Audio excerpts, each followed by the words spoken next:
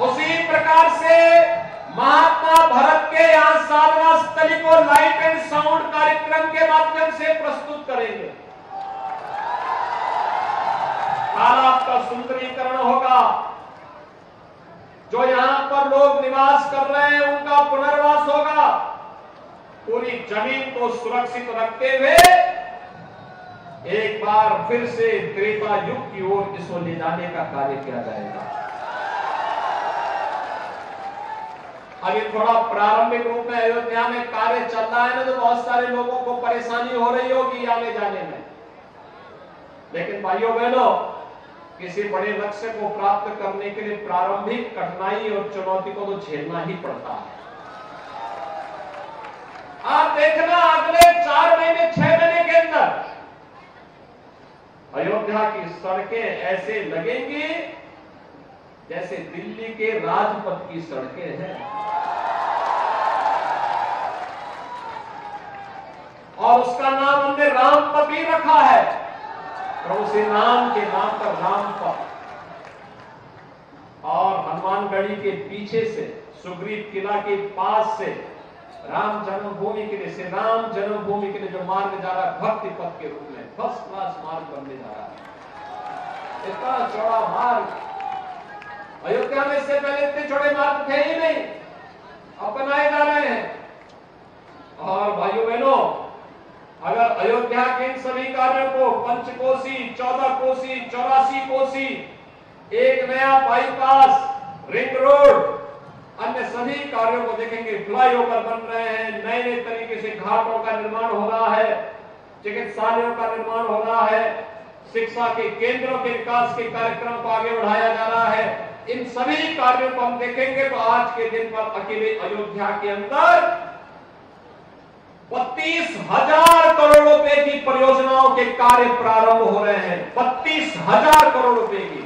भाइयों बहनों, जिस दिन 32,000 करोड़ रुपए की परियोजना के कार्य जमीनी धरातल पर उतरेंगे, अयोध्या दुनिया की सुंदरतम नगरी के रूप में रहेगी। और तब उस समय आप देखेंगे जब जनवरी में प्रधानमंत्री मोदी जी के कर कमलों से स्वयं रामलला 500 वर्षों के बाद अपने स्वयं के मंदिर में विराजमान होंगे, तो भाइयों बहनों, दुनिया अयोध्या की तरफ आकर्षित होगी। अयोध्या में मुख्य रेलवे स्टेशन का विकास हो रहा है। सूरजकुंड और भरतकुंड में रेलवे विकास के कार्य प्रारंभ हो रहे हैं, और इंटरनेशनल एयरपोर्ट इसी वर्ष बनकर के तैयार हो जाएगा। इतना बड़ा एयरपोर्ट बन रहा है कि एक समय में एक विमान उतरा और तुरंत दूसरी तरफ आया, अगला विमान फिर 2 मिनट में दूसरा विमान वहां आ जाएगा। इतना अवसर अयोध्या के लिए आने जा रहा है, इतने अवसर आने जा रहे हैं कि जो अयोध्या में आया होगा वो पछताता होगा। जिसने अयोध्या में जन्म नहीं लिया होगा वो भी प्रार्थना कर रहा होगा कि मुझे भी अयोध्या में जन्म लेने का सौभाग्य प्राप्त होता तो मैं भी सौभाग्यशाली होता। भाइयों बहनों, राम के बगैर हमारा जीवन अधूरा माना जाता है। प्रभु श्री राम को हम लोगों ने जिस रूप में देखा है, पूजा है, उनकी भक्ति की है, और भक्ति साकार रूप से अब हम सबके सामने रामलला के रूप में मंदिर निर्माण के कार्य के साथ ही विराजमान होकर के हम सबको दर्शन देंगे।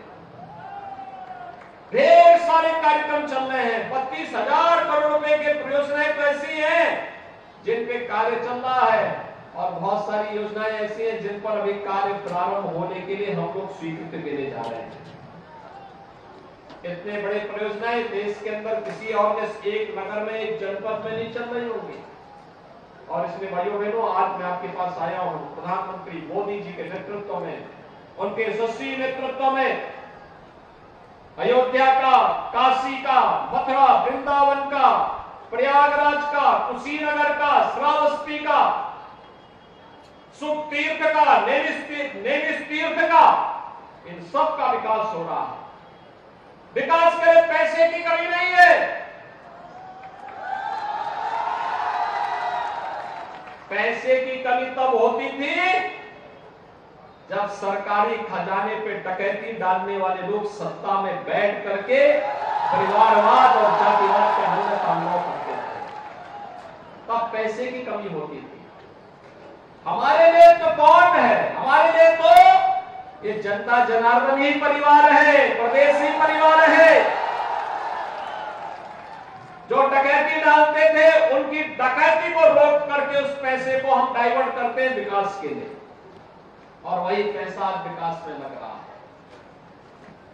उपचार में खर्च हो रहा है, गरीबों के लिए मकान में खर्च हो रहा है, गरीबों के शौचालय में खर्च हो रहा है, बिजली कार्य के सुदृढ़ीकरण के लिए खर्च हो रहा है, हर घर नल की योजना के रूप में पैसा लगाया जा रहा है, किसानों की आमदनी को बढ़ाने में लगाया जा रहा है, बेटियों की पढ़ाई में पैसा लगाया जा रहा है, नौजवानों के रोजगार में लगाया जा रहा है, अच्छे विश्वविद्यालय, अच्छे महाविद्यालय, अच्छे टेक्निकल इंस्टीट्यूट स्थापित करने में पैसा लगाया जा रहा है, और आज इसलिए विकास दिखता है।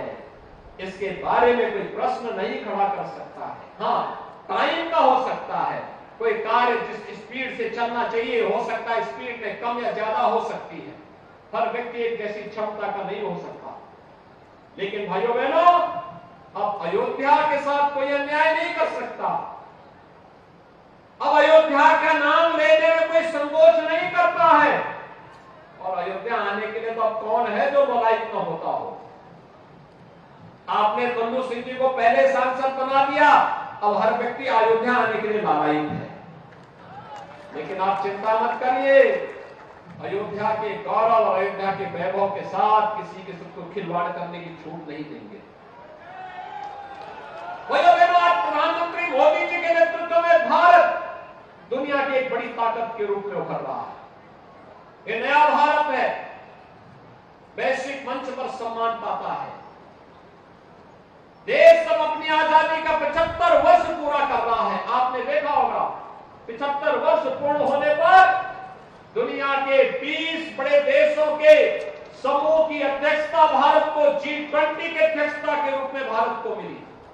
ये G20 के देश वही है भाइयों बहनों जिनके पास दुनिया की 65% आबादी निवास करती है, जिनका दुनिया के 80% संसाधनों पर अधिकार है, जिनके पास दुनिया की 85% GDP है, और जिनके पास दुनिया का जो भी पेटेंट होता है, पेटेंट का 90% अधिकार जिन देशों के पास है वे G20 के देश कहलाते हैं। भारत वर्तमान में अपनी आजादी के अमृत महोत्सव वर्ष में G20 समूह देशों का की अध्यक्षता प्रधानमंत्री मोदी जी के नेतृत्व में कर रहा है। जो ब्रिटेन भारत को लगभग 200 वर्षों तक गुलाम बनाया था, आजादी के अमृत महोत्सव वर्ष में उस ब्रिटेन को पछाड़ करके भारत दुनिया की 5वीं बड़ी अर्थव्यवस्था बना है। और भाइयों बहनों, प्रधानमंत्री मोदी जी का ये यशस्वी नेतृत्व, इसी प्रकार से जनता जनार्दन का आशीर्वाद मिलता रहेगा तो आप देखना अगले 4-5 वर्षों के अंदर भारत दुनिया की तीसरी बड़ी अर्थव्यवस्था बनेगा। अर्थव्यवस्था की मजबूती का मतलब प्रति व्यक्ति आय में वृद्धि, हर गरीब को बिना भेदभाव के शासन की योजना का लाभ मिलना, कनेक्टिविटी बेहतर होना। पहले अयोध्या के लिए न ट्रेन थी और न सड़क ही आ पाती थी। मुझे गोरखपुर से अयोध्या आने में 5 से 6 घंटे लगते थे, या लखनऊ से अयोध्या आने में 5 से 6 घंटे लगते थे। आज भाइयों बहनों, गोरखपुर से अयोध्या 1 घंटे में, लखनऊ से अयोध्या 1 घंटे में। एयरपोर्ट बनेगा तो एक बार फिर से त्रेता युग की याद को ताजा कर देगा, जब भगवान श्री राम पुष्पक विमान से अयोध्या आए होंगे ना लंका विजय के बाद। आज अयोध्या के हर वासी को विमान की यात्रा में देश और दुनिया का सैर करने का एक अवसर प्राप्त होगा। अयोध्या से कहीं की भी उड़ान अयोध्या से होगी। एक नया अयोध्या बनने जा रहा है। रेलवे की कनेक्टिविटी बेहतर हुई है। हर जनपद और हर कस्बा सिटी आज अयोध्या के साथ जुड़ना चाहता है। ये नई अयोध्या है। दीपोत्सव का अलग आनंद। इस बार दीपोत्सव होगा तो भाइयों बहनों लक्ष्य रखिए, 21 लाख दीप प्रज्वलित होंगे अयोध्या के अंदर। 21 लाख दीप, और अयोध्या के हर घर में, जनपद के हर घर में दीप प्रज्वलन के कार्यक्रम होने चाहिए। राम जी की पेड़ी में भी होगा, नए घाट में भी होगा, हर मठ और मंदिर में भी होगा, सूरज कुंड, भरत कुंड, जितने भी घाट हैं इन सब में दीप प्रज्वलन के साथ साथ अयोध्या के हर घर में भी दीपों से प्रज्वलित होती हुई अयोध्या जगमगाती हुई दीपोत्सव की दिन दिखाई देनी चाहिए। अभी से इसकी तैयारी हो, एक बड़ा इवेंट बनाओ, अभी से तैयारी प्रारंभ कर दो। अगले वर्ष हमारे राम आने वाले हैं, अपने घर में विराजमान होने वाले हैं, अपने महल में विराजमान होने वाले हैं, अपने स्वयं के मंदिर में विराजमान होने वाले हैं, और उसकी तैयारी दीपोत्सव के साथ हमारी प्रारंभ होनी चाहिए। एक लंबी श्रृंखला प्रारंभ होगी और उस कार्यक्रम के साथ जुड़ते हुए हम आगे बढ़ेंगे। भाइयों बहनों, जैसे वैश्विक मंच पर भारत की प्रतिष्ठा बढ़ी है, मैं चाहूंगा कि इस बार हमारे सांसद जी कोई राम जी की पेड़ी पर योग उत्सव के कार्यक्रम के साथ जुड़े, योग महोत्सव में, कोई सूरज कुंड में, कोई भरत कुंड में, और इन सभी कार्यक्रमों को हमें उत्साह के साथ आगे बढ़ाना चाहिए। 21 जून को योग महोत्सव का कार्यक्रम होगा, उस दिन भी हमें इन कार्यक्रमों के साथ जुड़ना चाहिए। अयोध्या फिर से दुनिया के आकर्षण का केंद्र बनेगी। आज इसीलिए प्रधानमंत्री मोदी जी के नेतृत्व में सुरक्षा की बेहतर स्थिति हुई है। भाइयों बहनों, भारत एक बार फिर से दुनिया के सामने मानवता के कल्याण का नेतृत्व करता हुआ दिखाई दे रहा है। दुनिया में संकट आता है, दुनिया भारत की ओर देख रही है, प्रधानमंत्री मोदी जी की ओर आशा भरी निगाहों से देखती है। ये नया भारत है और इस नए भारत के लिए हम सबको अपने आप को तैयार करना है। हम भी तैयार होंगे तब भारत शक्तिशाली होगा, दुनिया की सबसे बड़ी ताकत बनेगा। ये हर गरीब को मिलने वाली योजनाएं बिना भेदभाव के, हमने योजना मकान दिए, प्रदेश के अंदर 54 लाख गरीबों को मकान मिले। हमने जाति, मत और मजहब नहीं देखा। जो प्रदेश का नागरिक है, भारत का नागरिक है, उसको योजना का लाभ मिलना चाहिए। किसी गरीब की जाति नहीं पूछी, हर गरीब को शौचालय दिया, बिजली का कनेक्शन दिया, रसोई गैस का कनेक्शन निःशुल्क उपलब्ध करवाया, कोरोना कालखंड में फ्री में राशन की सुविधा का लाभ दिया। बड़े बड़े कार्य हो रहे हैं, highway, railway, waterway, airport, medical college. ये नए भारत की नई तस्वीर प्रस्तुत करता है। इसलिए भाइयों बहनों, जब सरकार भेदभाव नहीं कर रही है तो विकास कराने वाली, लोक कल्याण के लिए समर्पित और विरासत का सम्मान करने वाली सरकार हमें लानी ही पड़ेगी। और वहां प्रधानमंत्री मोदी जी के नेतृत्व में वो सपना साकार हो रहा है।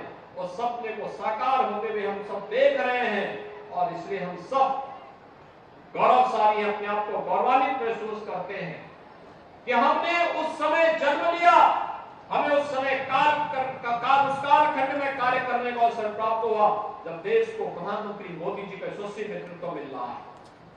हम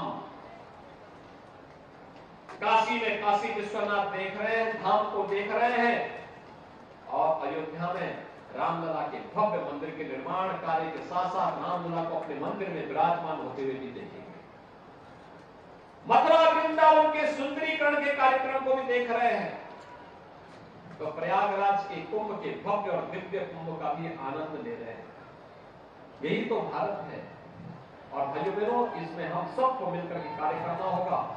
आज मैं आपको जो लगभग 2000 करोड़ रुपए की परियोजनाएं आपको मिली हैं, ये 2000 करोड़ रुपए की परियोजनाओं के लिए एक बार फिर से अयोध्या वासियों को बधाई देता हूं, जनप्रतिनिधियों को धन्यवाद देता हूं, हमारे सांसद जी, विधायक जी, महापौर जी, जिला पंचायत अध्यक्ष जी, अन्य हमारे जनप्रतिनिधिगण, इन सबको मैं बधाई देता हूं। इन लोगों के द्वारा जो प्रयास और जो प्रस्ताव दिए जाते हैं, सरकार प्राथमिकता के आधार पर से आगे बढ़ने का कार्य करेगी। अयोध्या के विकास के लिए, प्रदेश के विकास के लिए पैसा कहीं आड़े नहीं आने वाला है। पैसा प्रदेश का, एक एक पैसा प्रदेश के विकास में ही खर्च होगा। और आज उसी संकल्प के साथ हम यहां पर आए हैं। 9 वर्ष के यशस्वी कार्यकाल के लिए हर कार्यकर्ता घर घर जाकर के रथ जगाने का कार्य करे और 2024 में एक बार फिर से प्रधानमंत्री मोदी जी के नेतृत्व में दिल्ली में फिर से भारतीय जनता पार्टी की सरकार बने। इस संकल्प के साथ मैं एक बार फिर से इन सभी परियोजनाओं के लिए आपको बधाई देता हूं, अपनी शुभकामनाएं देता हूं और विश्वास व्यक्त करता हूं कि अगली बार जब आएंगे तो भरत कुंड सूरज कुंड की तरह जगमगाता हुआ दिखाई देगा। आप सबको मेरी शुभकामनाएं, बहुत बहुत बधाई, धन्यवाद, जय हिंद।